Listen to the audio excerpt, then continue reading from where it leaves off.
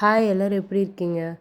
நேற்று நல்ல மழைங்க எங்கள் ஊரில். ஸோ காலையில் எழுந்து வரவே லேட் ஆகிடுச்சு. இவனும் சேர்ந்து எழுந்துச்சி வந்துட்டான். இன்றைக்கி நம்மளோட பிரேக்ஃபாஸ்ட்டு பார்த்திங்கன்னா மைதா சப்பாத்தியும் வெஜிடபிள்ஸ் எல்லாம் போட்டு கிரேவி தான் பண்ணியிருந்தேன். ஒயிட் குருமா செம்ம டேஸ்ட்டாக இருக்கும். இதோட ரெசிபி ஷேர் பண்ணியிருக்கேன், மறக்காமல் ட்ரை பண்ணி பாருங்கள்.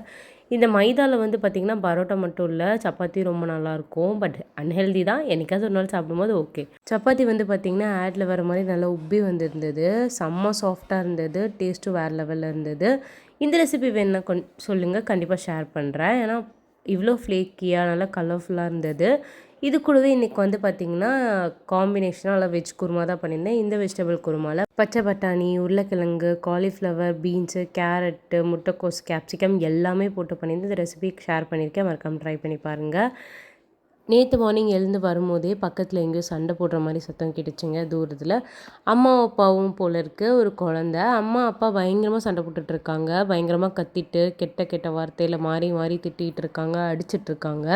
அந்த குழந்த பாவம் கத்திக்கிட்டே இருக்காம்மா, ப்ளீஸ் அமைதியாக இருங்க அப்பா, ப்ளீஸ் அமைதியாக இருங்கன்னு 2 பேரும் நிறுத்துகிற மாதிரியே இல்லை. நம்ம போடுற சண்டையில் பாதிக்கப்படுறது என்னமோ குழந்தைங்களா தான் இருப்பாங்க. எந்த வீட்டில் சண்டை இல்லாமல் இருக்குது? எல்லாருக்கும் மனஸ்தாபம் வர்றதா, எல்லாருமே தவறு செய்ய தான் செய்வோம். ஸோ நம்ம பொறுமையாக உட்காந்து பேசி தீர்த்துக்கிட்டா குழந்தைங்களுக்கு மென்டல் ஹெல்த் நல்லாயிருக்கும்னு நினைக்கிறேன். இன்றைக்கி பிரேக்ஃபாஸ்ட்க்கு நீங்கள் என்ன பண்ணீங்கன்றதை கமெண்ட் பண்ணுங்கள். நம்ம வீடியோ பிடிச்சிருந்தா சப்ஸ்கிரைப் பண்ணிக்கோங்க.